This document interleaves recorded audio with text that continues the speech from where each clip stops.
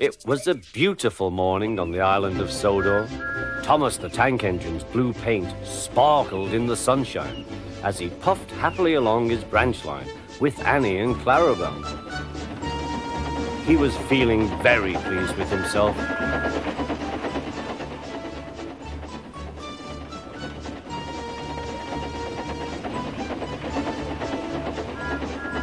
"Hello, Thomas," whistled Percy. "You look splendid."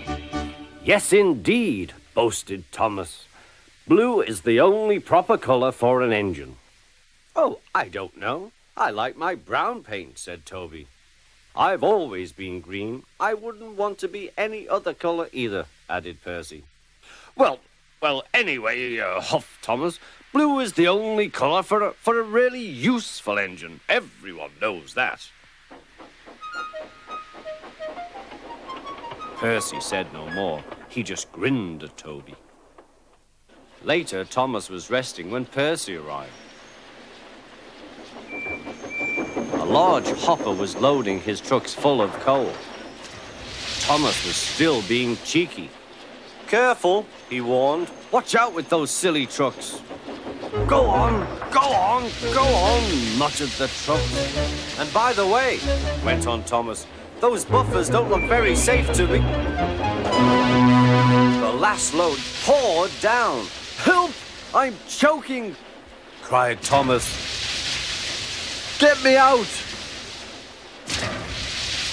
Percy was worried, but he couldn't help laughing. Thomas's smart blue paint was covered in coal dust from smoke box to bunker. "Ha ha," chuckled Percy. "You don't look really useful now, Thomas. You look really disgraceful." "I'm not disgraceful," choked Thomas. "You did that on purpose. Get me out."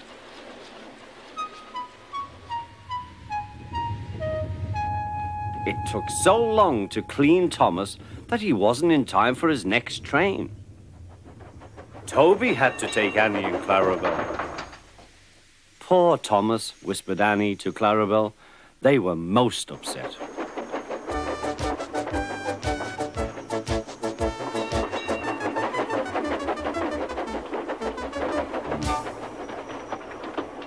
Thomas was grumpy in the shed that night. Toby thought it a great joke, but Percy was cross with Thomas for thinking he had made his paint dirty on purpose. Fancy a really useful blue engine like Thomas becoming a disgrace to the Fat Controller's railway.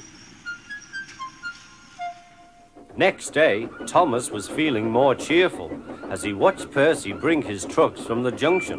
The trucks were heavy and Percy was tired.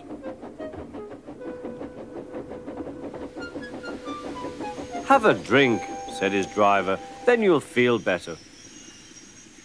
The water column stood at the end of the siding with the unsafe buffers.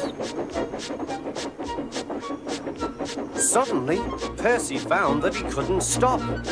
The buffers didn't stop him either. "Oh!" wailed Percy. "Help!" The buffers were broken and Percy was wheel-deep in coal. It was time for Thomas to leave. He had seen everything.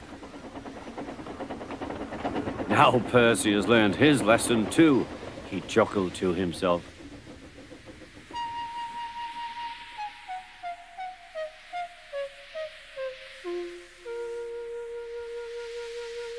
That night, the two engines made up their quarrel. "I didn't cause your accident on purpose, Thomas," whispered Percy. "You do know that, don't you?" "Of course," replied Thomas, "and I'm sorry I was cheeky. Your green paint looks splendid again, too. In future, we'll both be more careful of coal."